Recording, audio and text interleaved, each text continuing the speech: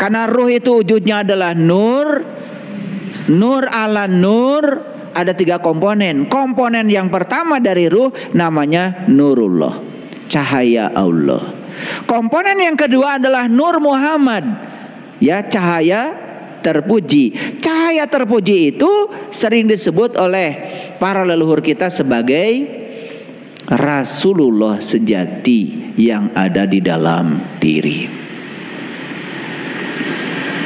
Makanya Rasul itu ada 2. Rasul yang syar'i, yang wujudnya adalah manusia. Yang kedua adalah Rasul yang hakiki, wujudnya adalah nur. Dan nur ini ada pada setiap manusia. Itulah keadilan Tuhan. Kita mau lahir di zaman mana, tidak ada yang fisik, ya, secara syar'i, tetapi yang hakiki selalu ada pada setiap manusia. Makanya Rasulullah sejati ada pada dirimu, dan itu membimbingmu setiap saat. Siapa yang dibimbing? Yang dibimbing adalah nafs, jiwamu, yang sering disebut dengan nur insan. Jadi apa yang mau kita bicarakan di sini? Jalan pulang. Satu kata jalan, yang kedua pulang. Yang ketiga adalah percikan cahaya ilahi, yaitu ruh yang ditiupkan Allah ke dalam diri. Jadi ruh yang ditiupkan Allah ke dalam diri ini harus tahu jalan pulangnya. Nah, bagaimana supaya ruh ini tahu jalan pulangnya? Sebetulnya yang harus tahu jalan pulang itu bukan ruhnya, tetapi nur insannya, jiwanya. Nah, sang jiwa ini yang harus tahu jalan pulang. Apakah tidak dibimbing sang jiwa ini oleh Nurullah dan Nur Muhammad? Dibimbing setiap saat. Cuman si jiwa ini jarang ikut pada bimbingan dari Nurullah dan Nur Muhammadnya. Itu saja. Jadi kalau ingin tahu jalan pulang, sederhana. Ikuti saja bimbingan dari Nurullah dan Nur Muhammad yang ada dalam diri. Itu saja cukup. Apakah untuk tahu jalan pulang ini harus hafal ayat? Harus hafal kitab suci? Harus hafal ribuan hadis? Harus hafal ini, hafal itu? Tidak. Tidak. Makanya di Quran sangat luar biasa, ya, dikatakan seperti ini. Baik, kita lihat ayatnya. Ini Quran surat Al-Hijr ayat yang ke-29. Jadi bisa dibaca, ya, surat ke-15 ayat 29. Maka ketika aku telah menyempurnakan penciptaannya dan aku tiupkan ruhku. Ayo kita pahami. Yang ditiupkan ke dalam tubuh kita ini bukan ruhmu. Ruhku, mirruhi. Pertanyaan saya, ada nggak ruhmu? Ada? Gak ada. Karena yang ditiupkan ke dalam tubuh kita itu bukan ruhmu. Kata Allah, ruhku, mirruhi. Jadi siapa sesungguhnya dirimu itu? Ya, dirimu itu adalah ruhku. Stop aja sampai situ dulu. Nanti kalau kepanjangan malah gak ngerti. Nah, tugasmu apa? Tunduklah kamu. Coba lihat ayatnya. Faida sawaituhu wa nafakhtu fihi mirruhi faqaulahu sajidin. Jadi tugasmu adalah tunduk dan sujud kepada ruhku. Ada nggak di sini harus pesantren? Ada nggak di sini harus ini harus itu? Nggak ada. Tugasmu cuma satu, tunduk saja pada ruhku. Pertanyaannya, siapa yang harus tunduk? Ayo lihat saya semuanya. Yang harus tunduk itu adalah jiwamu, nafsmu. Pada siapa? Pada dua pembimbing yang hidup dalam dirimu, Nurullah dan Nur Muhammad. Itu yang membimbingmu. Kita hanya disuruh sujud ke situ saja. Itulah pesantren yang sebenarnya.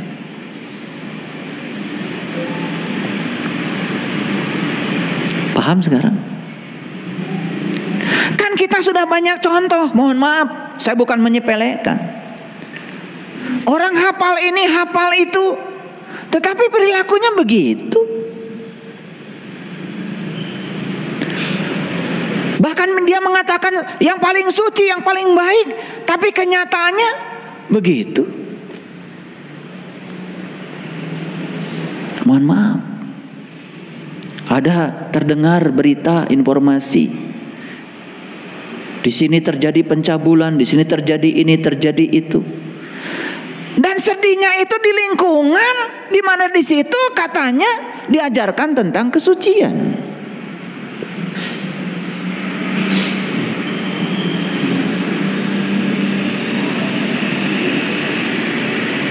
Jadi sederhana saja sebetulnya. Kalau ingin tahu jalan pulang, satu-satunya jalan pulang adalah sujudkan jiwamu pada Ruhku. Itu saja.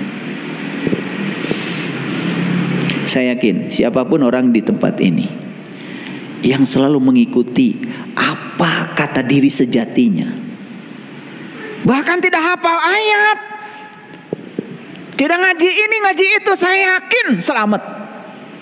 Sebaliknya, yang hafal ini hafal itu cuman luarnya saja, tetapi dia berkhianat kepada ruhku yang ada dalam dirinya.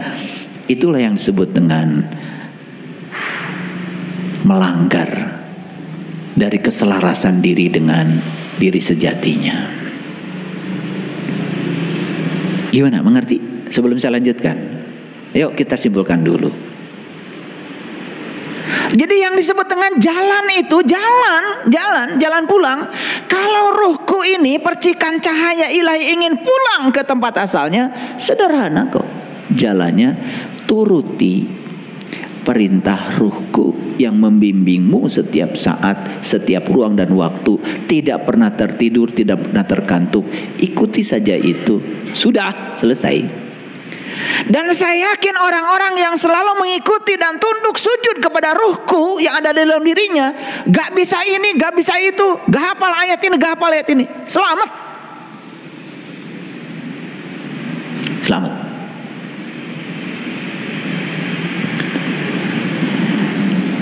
Nah, oleh karena itu mundur dulu ke belakang. Kita ini harus belajar ilmu. Syaratnya tiga. Satu, ilmu itu harus memenuhi asas koherensi. Yang kedua, ilmu itu harus memenuhi asas korespondensi. Yang ketiga, ilmu itu harus memenuhi asas pragmatis. Ini agak keren sedikit kuliah hari ini. Saya bicara filsafat ilmu sedikit. Apa yang disebut dengan asas koherensi? Yang namanya asas koherensi mensyaratkan bahwa pengetahuan itu tidak boleh bertentangan dengan pengetahuan yang lain.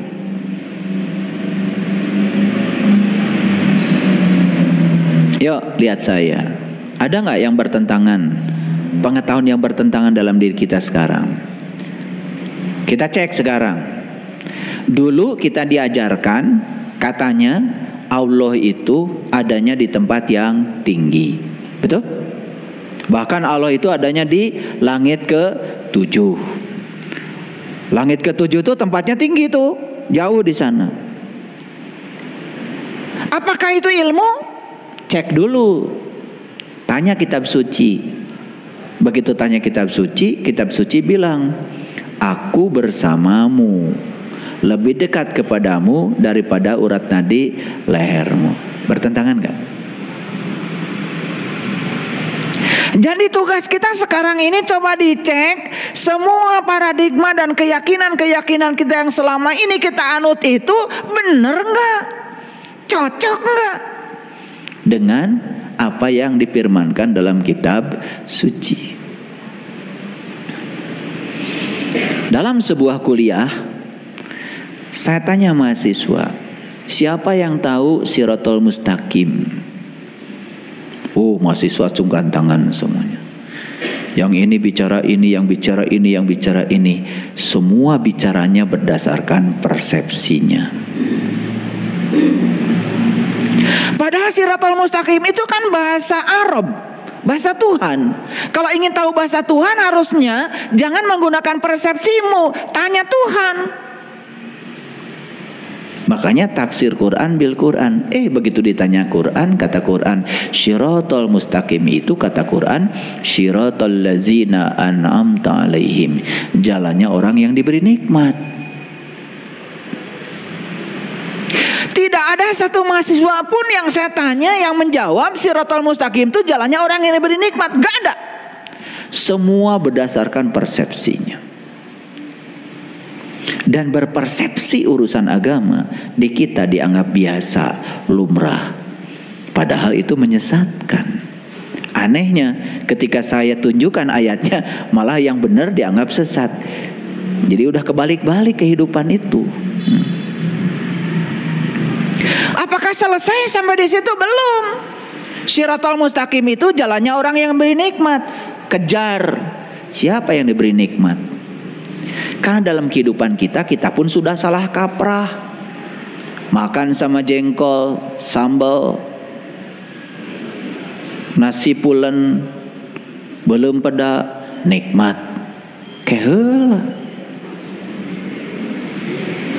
Itu punya rumah bagus, mewah, semuanya serba mahal, elektroniknya luar biasa, branded semua, furniturnya juga dari tempat yang mahal, harganya mahal-mahal.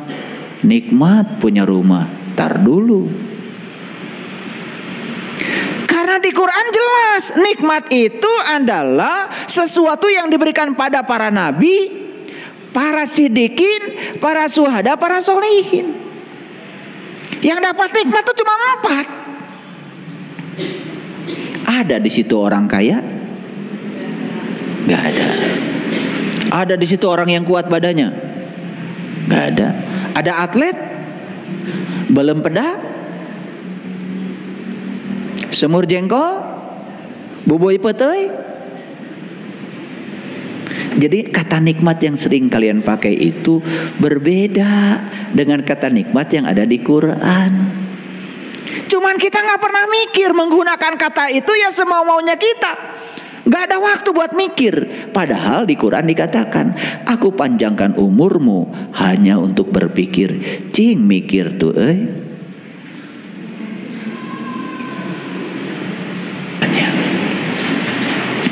Baik, kembali lagi ke topik kita. Apa topik kita? Ulangi lagi tadi. Jalan pulang percikan cahaya ilahi.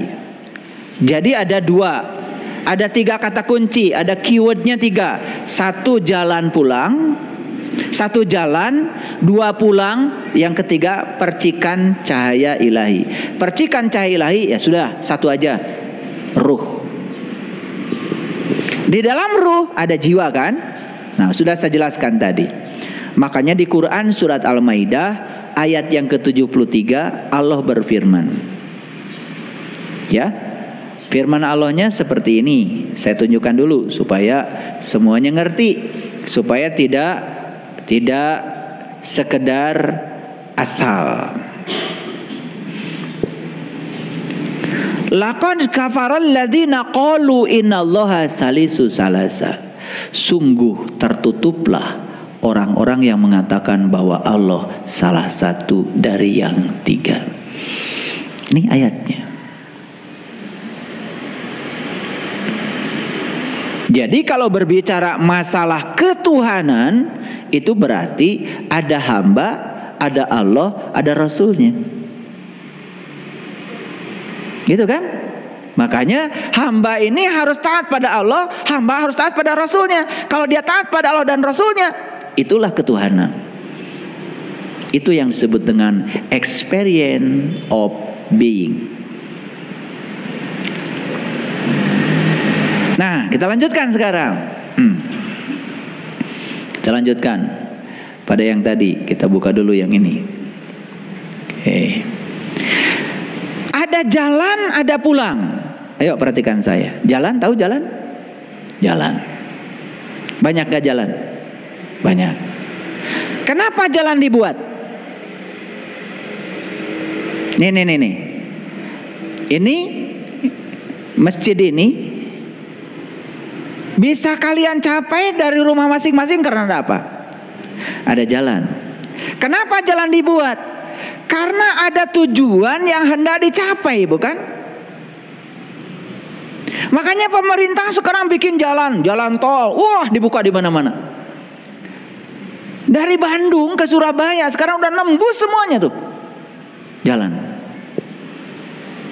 Kenapa? Karena ada yang mau dijangkau, ada yang dituju, kan, betul? Gitu. Itulah pentingnya bikin jalan. Yuk, dari Bandung ke Jakarta ada jalan? Ada. Berapa jalan? Bisa lewat tol. Bisa lewat mana lagi? Bisa lewat Purwakarta. Bisa lewat mana lagi? Bisa lewat Puncak. Betul nggak? Bisa apa lagi? Bisa pakai kereta api. Bisa. Bisa pakai apa lagi? Bisa pakai pesawat. Bisa pakai sepeda motor? Bisa.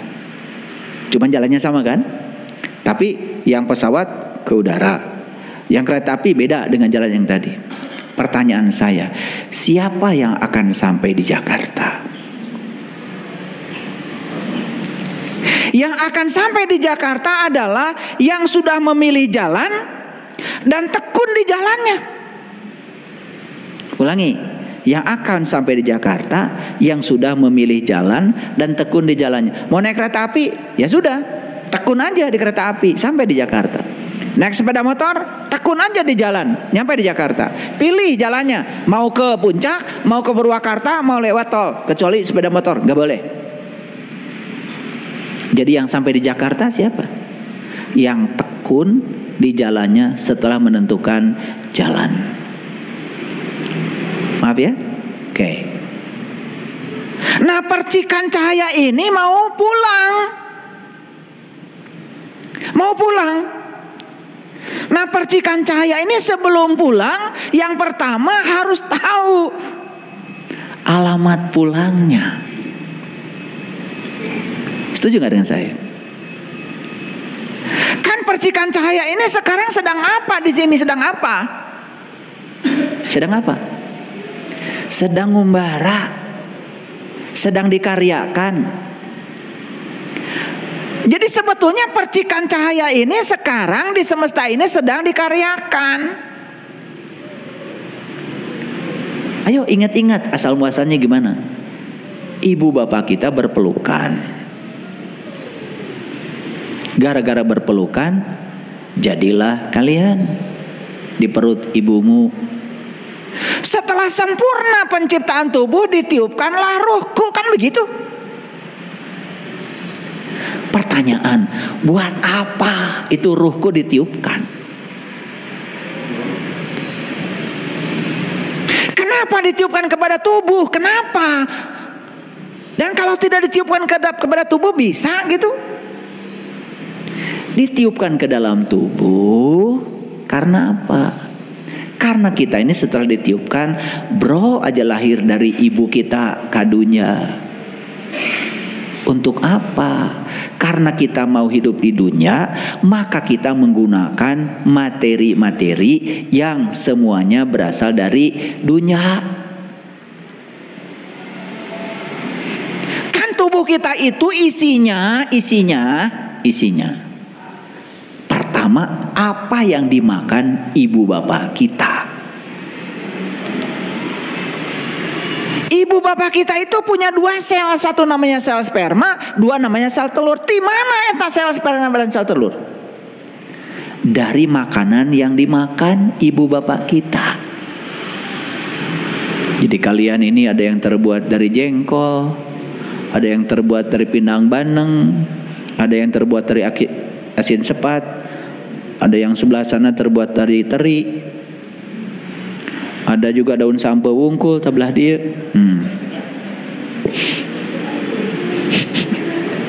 Sadar nggak? Makanya sel sperma dan sel telur itu terbuat dari unsur-unsur yang berasal dari bumi. Setelah bertemu, kemudian ibu bapak kita juga makan. Betul? Kan ibu kita selama hamil, piraku tetuang. Maka apa yang dimakan oleh ibu itu yang akan jadi darah daging kita.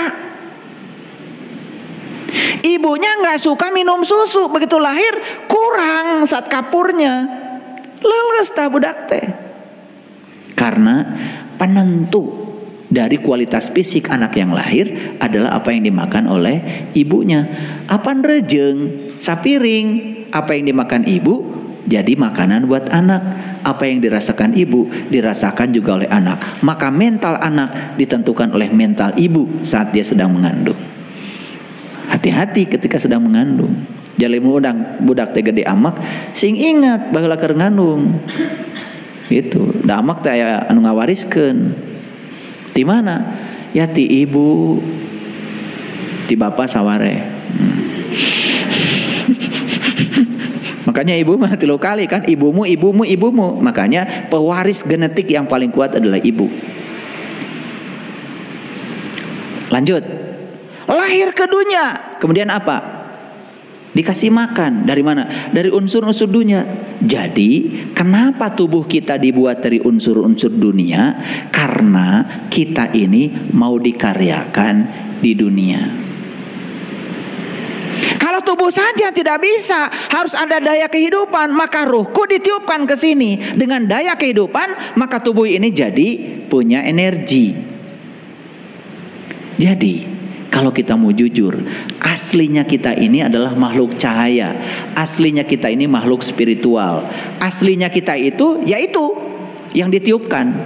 Karena ini cuman raga, cuman kurung, kerkuring, cuman cangkangnya saja. Makanya sekalipun nanti tubuh fisik ini mati, kan kehidupan terus berjalan. Karena jiwa tidak pernah mati, karena jiwa kan abadi. Paham sampai sini? Nah, selanjutnya untuk apa kita diutus ke dunia? Kita diutus ke dunia ini, kata leluhur kita, untuk memayu hayuning bawono, untuk mempercantik dunia yang sudah cantik ini. Malah manusia menggerogoti dunia, merusak dunia. Dunia yang cantik ini dirusak oleh kerakusannya manusia. Dulu tidak banyak yang berlubang di bumi ini. Sekarang di mana-mana bumi ini berlubang, ditambang dengan sesuka hati. Makanya bumi ini sekarang sudah melambat. Bumi itu putarannya sudah melambat karena perilaku manusia. Laut sekarang sudah naik. Setiap tahun laut itu naik terus. Oleh karena itu, jumlah daratan di bumi ini semakin hari semakin berkurang. Jadi daratan yang hanya 25% ini, nanti suatu saat semua daratan pun bisa jadi 100% dibungkus oleh lautan. Perilaku siapa? Perilaku manusia. Kenapa? Es di kutub mulai mencair. 2 derajat saja naik suhunya, es mencair. Dengan kenaikan 2 derajat Celcius yang mencair itu jutaan ton. Dan itu semuanya ke laut. Laut jadi naik. Dulu kita tidak mengenal yang namanya banjir rob. Gak kenal. Banjir mah biasa nama hangan, loba teuing. Sekarang sudah namanya banjir rob. Apa itu? Lautan, air laut naik ke daratan. Abrasi di mana-mana. Terus saja ombak yang menghantam pantai. Makanya mungkin ibu bapak yang sudah lama hidup di dunia ini masih ingat, oh dulu pantai itu bukan di sini. Waktu saya kecil pantai itu sebelah sana, kenapa jadi di sini? Saya masih ingat pohon ini tuh jauh dulu dari pantai, sekarang ada di pinggir pantai. Mungkin ingat. Bukankah itu fakta bahwa sebetulnya bumi ini terus mengalami perubahan? Yuk sekarang kita sadari bahwa kita aslinya makhluk spiritual. Aslinya kita itu adalah ruhku. Pertanyaan saya, apakah ruhku yang Allah tiupkan ke dalam diri kita itu sama dengan awal alamnya? Atau pertanyaan begini, kalau saya ngambil air 1 tetes dari gelas saya, apakah yang 1 tetes ini sifatnya sama dengan yang ada di gelas? Sama. Kalau tetesan ini adalah ruhku yang ditiupkan ke dalam tubuh manusia, berarti sesungguhnya sifatnya ruhku itu sama dengan asalnya. Jadi sebetulnya sifat-sifat asalnya itu sudah diwariskan menjadi sifat-sifat ruhku. Jadi apa yang kurang? Karena semua sifat-sifatnya ada dalam ruhku. Ar-Rahman, Ar-Rahim, Al-Malik, Al-Qudus, As-Salam, Al-Mu'min, Al-Muhaimin, Al-Aziz, Al-Jabbar, Al-Khaliq, sampai As-Sobur. Semua sudah ada. Jadi siapa sesungguhnya orang yang sukses dalam kehidupan ini? Adalah orang yang sadar kalau dia datang ke sini diutus Allah untuk mempercantik dunia yang sudah cantik ini. Gimana cara mempercantiknya? Gunakan sifat-sifat Allah yang ada dalam ruhku. Allah punya sifat maha indah? Coba ibu bapak, kalau lihat yang indah gitu senang? Senang? Kalau lihat yang kotor, sedih. Nah, setelah sedih berbuat gak untuk memperindah? Nah, kalau cuma sedih saja tidak berbuat apa-apa, berarti belum memayu hayuning bawono. Harusnya kita ikut berkontribusi. Makanya tadi ciri orang yang sudah pulang salah satunya itu dia sayang pada pohon, sayang pada makhluk, sayang pada alam, gitu. Lihat sungai yang kotor itu, aduh sedih. Ini bukan lihat sungai kotor, bahkan dia melempar kotoran ke sungai terang-terangan. Ari ngaku jelema iman.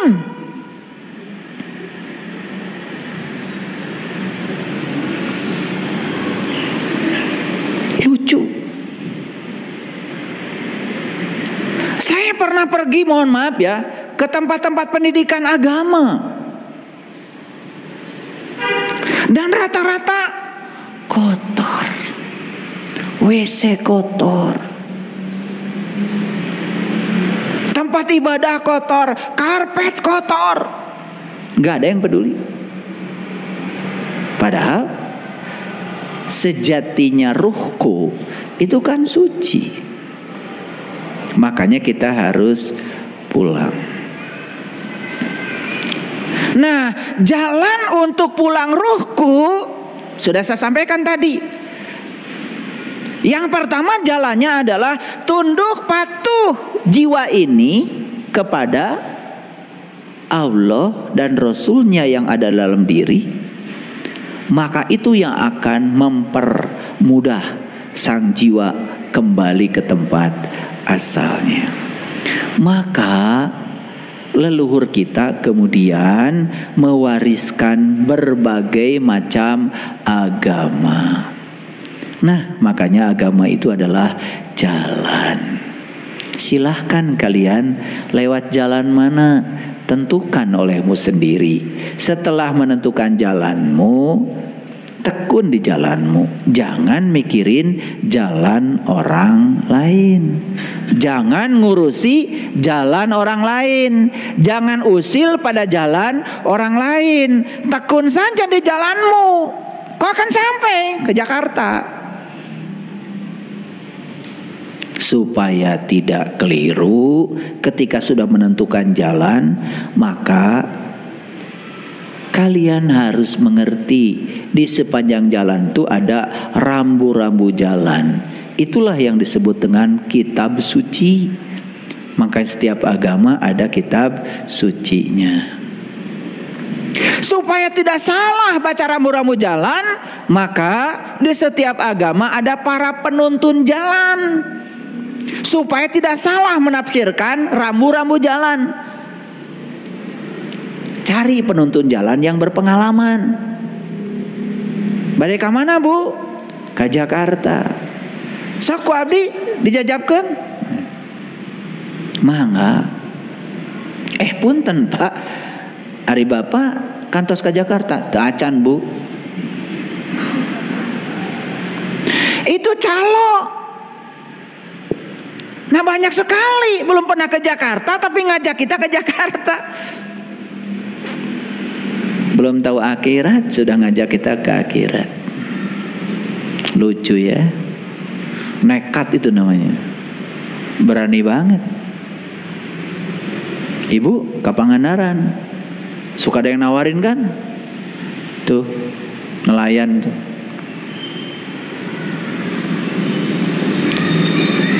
Lihat itu tuh, lihat pemandangan di bawah laut, kan gitu, tawarin. Nelayannya tuh putih, kasep, nganggo jas, nganggo dasi, sepatunya mengkilat.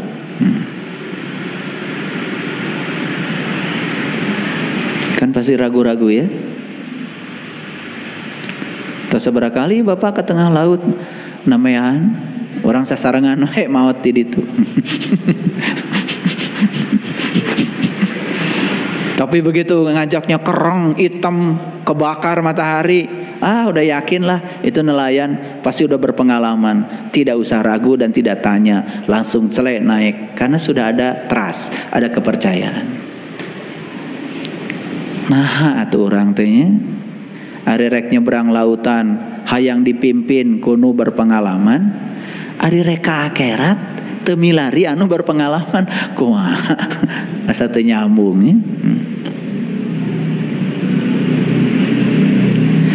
Jadi ada jalan, siapkan kendaraannya. Kendaraan bagi jiwa satu-satunya adalah tubuh, makanya tubuh harus diurus. Urus tubuh supaya sehat, supaya sampai ke Jakarta. Banyak katol mogok. Kasih makanan yang enak, jangan yang subsidi. Rame sekarang di mana-mana. Karena yang subsidi dibatasi, rame. Padahal mikirnya sederhana, berpikir kebeli aja, walaupun mahal pasti kebeli. Jangan berpikir mahal, nggak usah demo. Pemerintah sayang sama masyarakat, cuman karena sudah tidak ada pilihan lagi, kumaha tuh. Sudah percaya aja pada pemimpin. Dan demo juga tidak akan menyelesaikan masalah. Betul? Daripada kita berpikir mahal, lebih bagus berpikir kebeli. Pantaskan diri kita, saya mah beli bensinnya tidak yang subsidi. Pantaskan, pasti ada duitnya buat beli. Itu aja kok rahasianya, gak usah pusing-pusing. Nah lanjut, kendaraannya sudah bagus, petunjuk jalan sudah bisa dibaca, penuntun jalan sudah ada. Betul? Sudah lengkap. Apalagi yang kurang?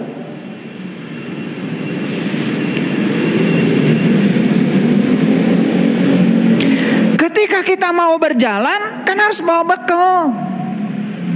Betul nggak? Masa nggak bawa bekal? Bawa bekal. Makanya Allah ngasih saran di Quran, fatazawwadu fa inna khairu zadi taqwa. Berbekalah kamu, sebaik-baiknya bekal adalah takwa. Ta bekal. Apa takwa? Tanya Quran, jangan menurut persepsi sendiri. Tuh, eta bekal. Tanya Quran ya. Takwa itu bukan mengikuti perintah Allah, kemudian tidak melanggar larangannya. Bukan, di Quran bukan begitu. Baca nanti di Quran surat Al-Baqarah ayat 63. Takwa teh apa? Supaya tidak salah persepsi, supaya 3 asas pengetahuan dipenuhi. Ini nggak saya bahas ya, nanti baca sendiri. Cukup nggak kita punya kendaraan? Oke. Terus apa tadi? Rambu-rambu sudah terpasang, siap dibaca. Ya, penuntun jalan sudah ada yang mau antar kita. Ya, itulah perlunya guru. Yang keempat, apa? Bekal sudah ada. Bekalnya apa tadi? Takwa. Di perjalanan itu tidak selalu mulus, Bisa saja ada hambatan, ada rintangan. Maka siapkan senjata.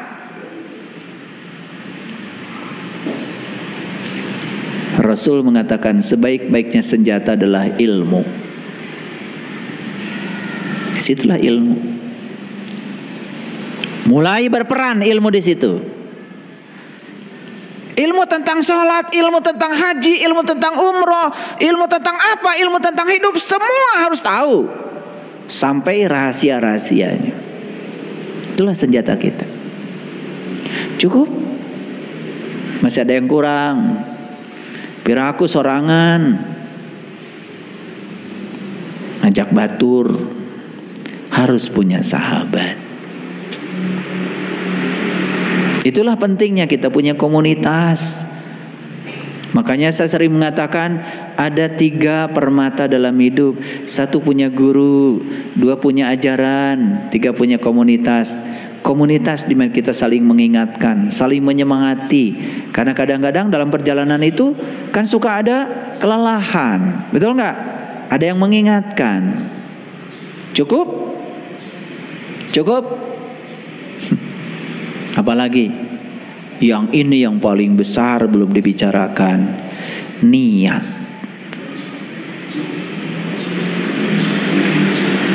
Niat, karena niat ini menentukan kesungguhan kita. Nah, kalian niatnya apa datang ke sini? Makanya kata Nabi, amal itu sangat ditentukan oleh niat.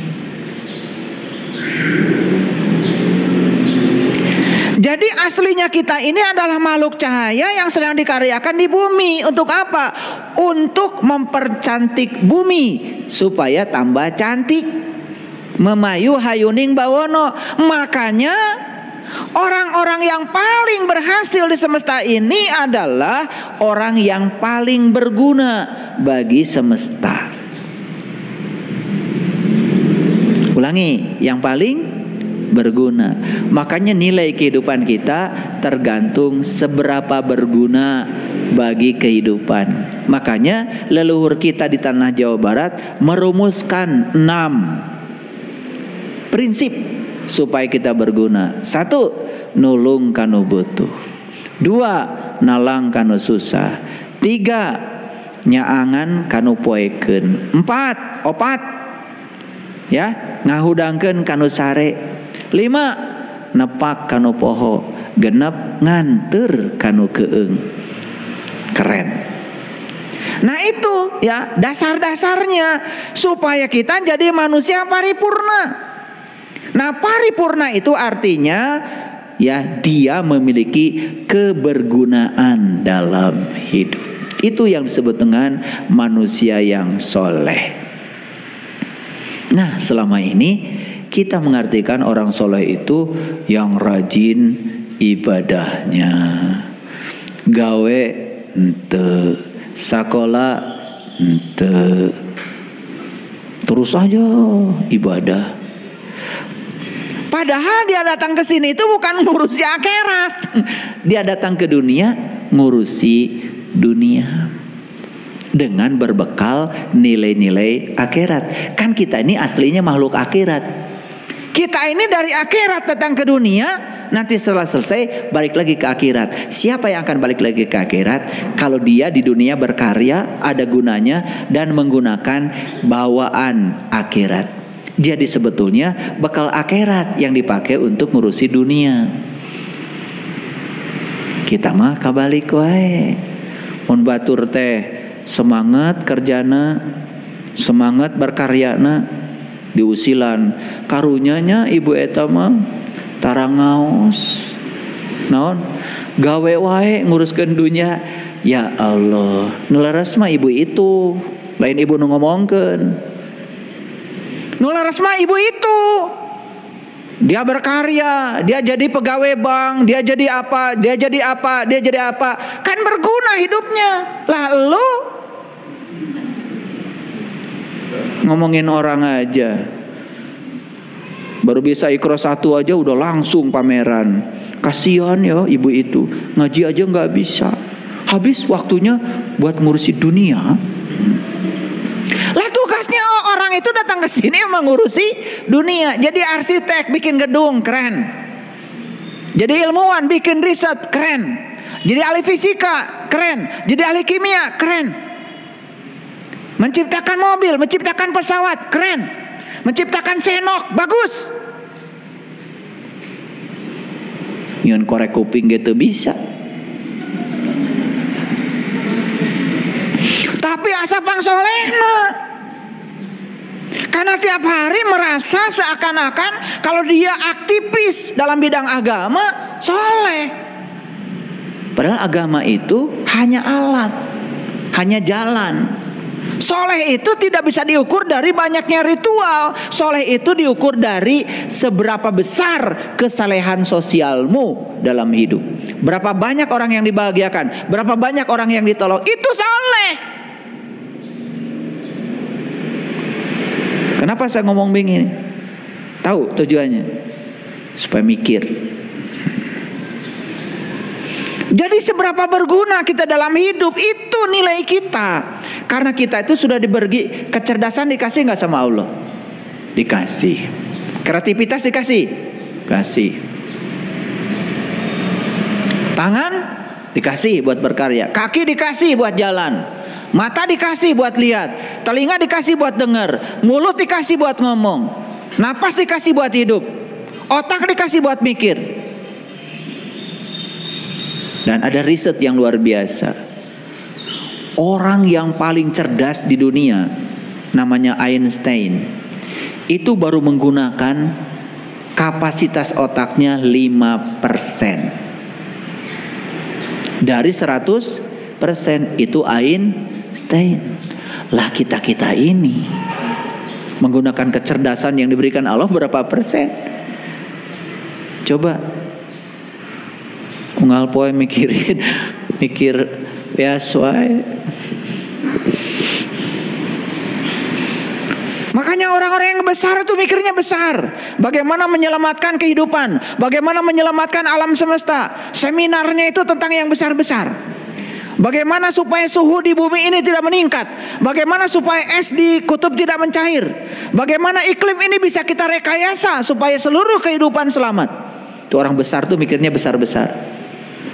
Orang yang kerdil mikirannya kumaha carana supaya saya beunghar, kumaha carana supaya maling teu katingali batur. Manusia macam apa kayak gitu gunana. Betul? Jadi pejabat korupsi apa gunanya? Kalian pernah korupsi nggak? Pernah korupsi? Enggak kan? Ya karena enggak kerja.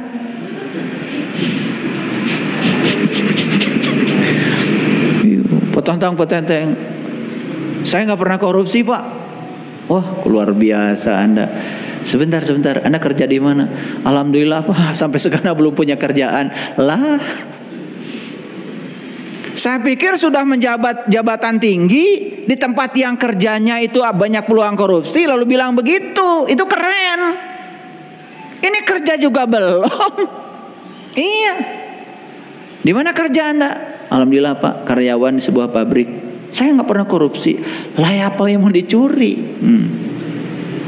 Jadi kalau kita mengatakan tidak korupsi bukan berarti kita tidak bermental. Can aya kesempatan. Ngerti maksud saya? Makanya jangan ngaku-ngaku lah.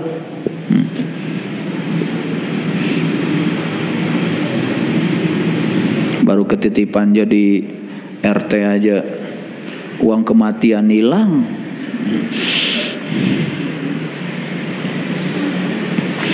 Makanya komitmen kita sang jiwa ini dengan Allah dan Rasulnya itu jangan sampai luntur.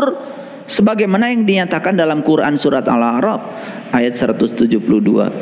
Pada saat kita ditanya, bukankah aku ini Tuhanmu? Dan saat itu kita menjawab, yes, aku menyaksikan.